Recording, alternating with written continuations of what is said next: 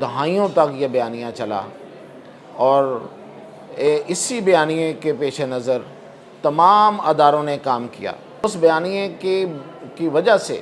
اس کی عمارت کے اوپر جو آپ کے دعوے تھے،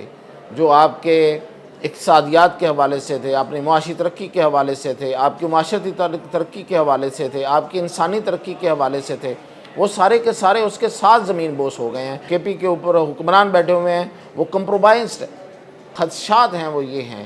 کہ جب آپ صبر کر کے بیٹھے ہوئے ہیں، جب آپ کو نہیں سمجھ لگ رہی کہ ہم نے کیا کرنا ہے اور کون سا ایکشن کہاں پہ لینا ہے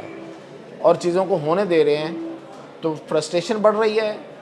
لوگوں کے درمیان لا اینڈ آرڈر کی صورتحال پیدا ہو رہی ہے،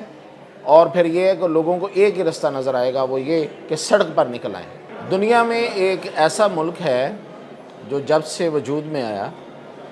اس نے اپنے وجود میں آنے کا ایک بیانیہ تشکیل دیا، اپنی آزادی کو ایک بیانیہ کا نام دیا، اور اس بیانیے پہ انہوں نے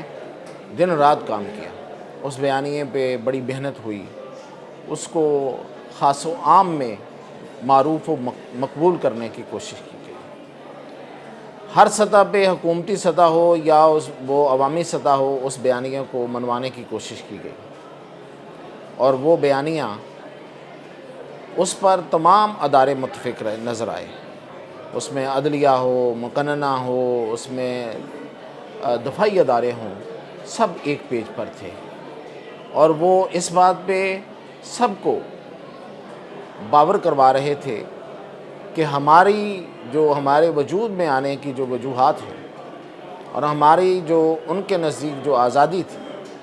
اس کے پیچھے جو بھی ہمارا جو خیالات تھے یا جس طرح سے جو حالات تھے، وہ اس کے مطابق ہم جو بھی بیانیہ ہمارا ہے وہ سب سے اہم ہے اور وہ سب سے بہتر ہے۔ اور پھر یہ ہے کہ دہائیوں تک یہ بیانیہ چلا اور اسی بیانیے کے پیش نظر تمام اداروں نے کام کیا، اور پھر یہ کہ ترقی جو ہے اس کو اس بیانیے کی وجہ بتایا گیا۔ اس ملک کی جو ناموری تھی یا اس کی جو شہرت تھی، اس کو اس بیانیے سے جوڑا گیا، اور کئی دہائیوں تک یہ سفر جو ہے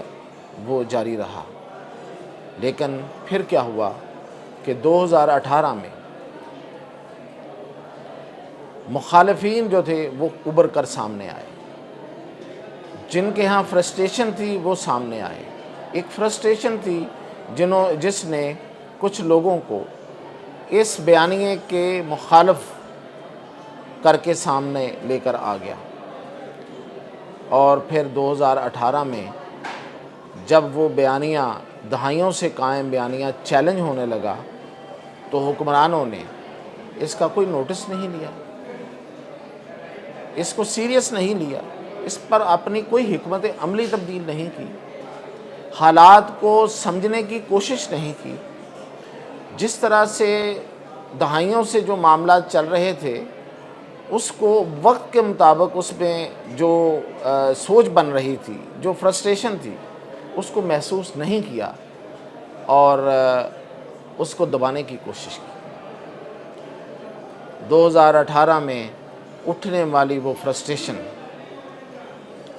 پچھلے کچھ دنوں سے گلے کو آئی ہوئی ہے، حکمرانوں کے، اداروں کے، اور وہ بیانیہ جو ہے وہ شدید قسم کے چیلنج سے نبردست مار ہے جو دہائیوں سے چل رہا تھا، اور وہ ملک ہے بنگلہ دیش۔ بنگلہ دیش نے جو آزادی حاصل کی ان کے نزدیک، اس کا جو انہوں نے جواز اور جو بیانیہ دیا تھا، وہ آج دڑام سے زمین پر گرا ہوا ہے، اور جو ترقی کے نعرے تھے اور ترقی کی جو لوگوں تک پہنچائی گئی جو بات، اور جس طرح سے اس کو پروموٹ کیا گیا، اور پوری دنیا اس پہ بات کر رہی تھی کہ بنگلہ دیش کی ترقی جو ہے وہ بے مثال ہے، وہ ساری کھوکھلی ثابت ہو رہی ہیں آج۔ دہائیوں سے جو بیانیہ جس کے ساتھ حکمران ایلیٹ ہی نہیں بلکہ تمام ادارے جڑ کے بیٹھے ہوئے تھے، اور اس میں کسی قسم کی تبدیلی لانے کو خاطر میں نہیں لا رہے تھے اور نہیں سمجھ رہے تھے کہ اس میں کوئی تبدیلی کی ضرورت ہے، وہ بیانیہ جو ہے وہ آج چیلنج ہو چکا ہے۔ اس کی وجہ کیا ہے؟ اس کی وجہ یہ ہے، اور اسی سے ریلیٹڈ جیسے میں نے کہا کہ اس بیانیے کی وجہ سے اس کی عمارت کے اوپر جو آپ کے دعوے تھے، جو آپ کے اقتصادیات کے حوالے سے تھے، اپنی معاشی ترقی کے حوالے سے تھے، آپ کی معاشرتی ترقی کے حوالے سے تھے، آپ کی انسانی ترقی کے حوالے سے تھے، وہ سارے کے سارے اس کے ساتھ زمین بوس ہو گئے ہیں، وہ دڑام سے نیچے آ گئے ہیں۔ اس کی وجہ کیا ہے؟ اس کی وجہ ہے، چانکیہ نے کہا تھا کہ صبر والا حکمران اور بے صبرہ طالب علم تباہ ہو جاتے ہیں۔ بے صبرہ طالب علم وہ ہوتا ہے جو ایک سبق چھوڑ کے اگلے سبق کی طرف بڑھتا ہے، اس کو یاد کیے بغیر اگلے کی طرف چلا جاتا ہے کہ نہیں یہ مجھے بتا دو، اچھا نہیں اگلا بھی مجھے بتا دو، اور پچھلا اس نے یاد نہیں کیا ہوتا۔ یہ بے صبرہ طالب علم ہوتا ہے۔ اور جو صبر والا حکمران ہوتا ہے، جو صبر کر کے بیٹھتا ہے، جو چیزوں پہ وقت کے مطابق اور موقع کے مطابق ایکشن نہیں لیتا، وہ تباہ ہو جاتا ہے۔ اب اس صورتحال کو منطبق کیجئے پاکستان پہ تو آپ کو ایسی ہی صورتحال نظر آئے گی۔ آج جو صورتحال ہے اس پہ صبر والے حکمران جو صبر کر رہے ہیں اور جو صبر کریں گے وہ تباہ ہو جائیں گے۔